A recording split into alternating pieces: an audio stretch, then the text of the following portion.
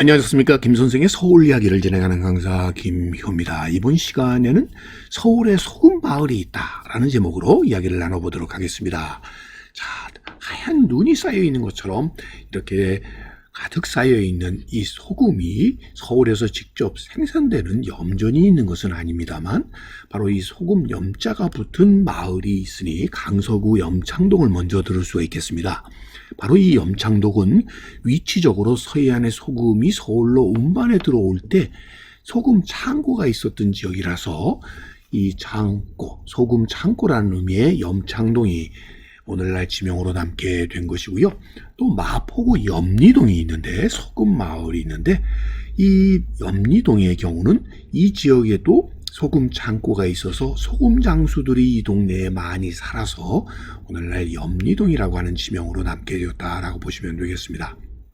자, 이 마포 나루 지역이 특히 이렇게 소금의 거래의 중간 유통망이 중심이 되다 보니까 이 한강의 수로를 이용해서 남한강이나 북한강 지역으로 이렇게 서해안의 소금과 새우젓들이 공급되게 되면서 특히 마포라고 하는 이 3개 나루가 이 소금과 아주 유통과 밀접한 관계를 갖게 됐다라고 보시면 되겠습니다.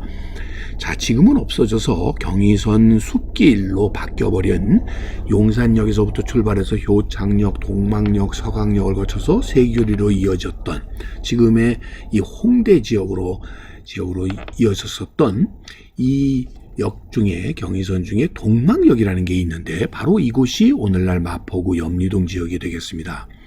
자, 그런데 이 지역이 동막이라는 말부터가 원래는 이 동네에 옹기이쟁이들이 많이 살고 있어서 옹리, 동막 혹은 동마을 이렇게 이름이 붙여졌다는데 그 마을이 한자화되는 과정에서 아무 의미가 다른 동력 동자가 쓰는 동막으로 이렇게 이름이 바뀌었다는 거죠. 자, 이렇게 옹기 굳는 마을이 있었고 또 그러다 보니까 이곳에 소금을 저장해 놓는 창고들이 있어서 염리동이라는 명칭이 오늘날 전해오게 된 곳이 예전에 동막역이었다는 거죠. 왜? 동막이었기 때문에 그렇다는 거죠. 자, 여러분들 소금 염자를 아주 좀 복잡한데 알고 보면 이것은 여러 글자가 합해져서 만들어진 글자라고 볼 수가 있겠습니다. 여기 신하 신자가 있고 그릇 혈자가 있고 또 전현소금 로자가 있습니다. 자, 이런 것들이 합쳐져서 무슨 의미가 된 거냐면 신하가 소금 결정을 그릇에 담아서 깃발을 꽂고 지킨다 이런 의미라는 거죠. 그래서 예로부터 이 소금을 가진 자가 곧 권력을 얻었다는 얘기가 되겠고 고대부터 소금과 철은 중요한 전매품으로서 국가재정 확보에 중요한 역할을 했었던 것이 바로 이 소금이었다라고 볼 수가 있겠습니다. 그래서 라틴어 이 쌀에서부터 이 봉급을 얘기하는 셀러리나 솔저라고 하는 이런 단어들도 바로 이것에서 나오게 되었으니 로마 시대의 관리나 군인들에게 월급으로 소금을 지불해서 이런 영어 단어가 나오게 되었다라는 얘기가 전해오고 있습니다. 그만큼 이 소금이라고 하는 것은 우리가 사는 데 있어서 식량인 쌀과 못지않게 중요한 바로 산물이었던 것이다 라고 볼 수가 있겠습니다.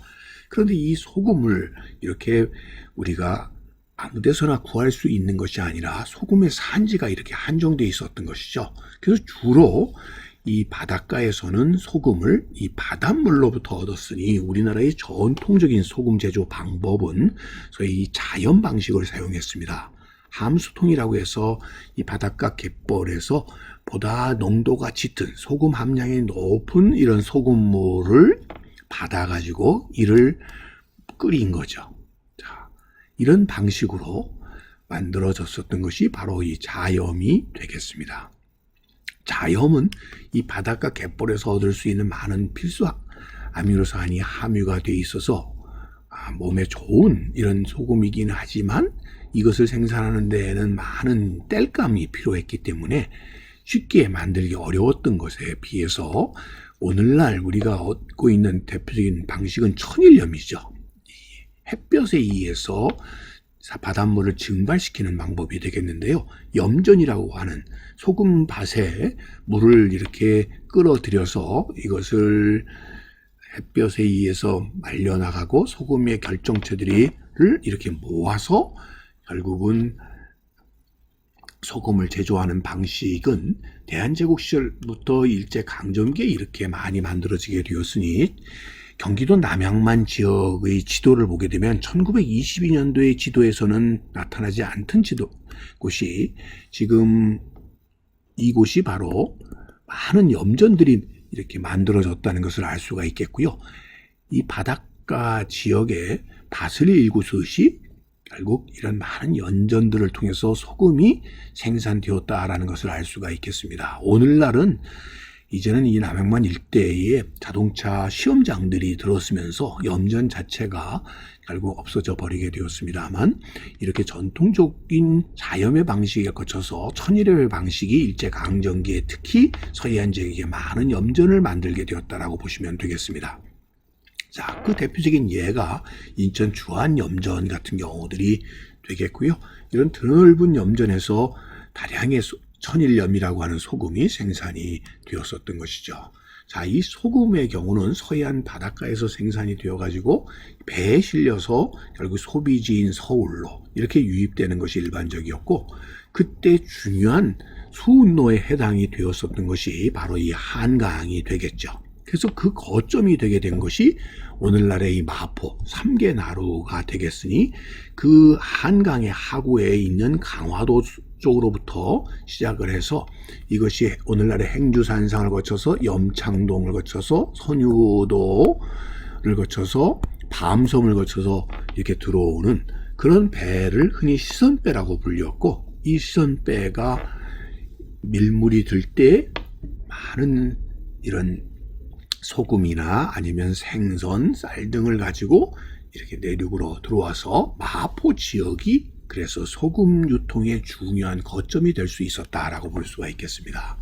자, 그래서 염창동, 오늘날의 강서구 염창동 지역뿐만 아니라 바로 이 마포 일대가 소금의 유통과 소금 창고들이 밀집해 있는 그러한 지역들이 될 수 있었던 것이고 지명 중에 소금 염자가 그래서 오늘날까지 남게 되었다라고 볼 수가 있는 것이죠.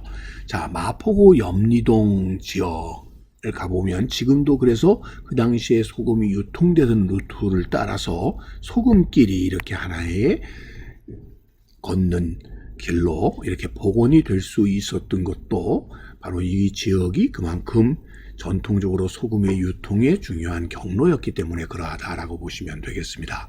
소금 거래의 가장 거점이 되는 것은 사대문 안에는 바로 이 운종가 일대, 지금의 종로 일대의 당시 육주비전이 거점이 되었으니 그 당시의 거점 중에 지금의 종묘 근처에 염상전이 있었다는 거죠. 소금을 파는 이런 가게가 당시에도 있었을 정도로 이 육위전 가에는 소금을 전문으로 취급하는 이런 가게들이 유통이 되었고요. 그 외의 지역들은 이렇게 행상의 형태로 소금 가마를 치고 소매로 소금을 유통시키는 경로들이 있었고 그런 것들이 지금 오늘날 이렇게 민화로 남아 전해올 수 있었을 뿐만 아니라 우리 옛날 이야기에 늘 빠지지 않고 등장하는 게 바로 소금 장수 이야기인 이유는 다른 것들은 다 작업을 할 수 있어도 소금은 작업할 수 없는 지역에는 결국 이 소금 장사로부터 소금을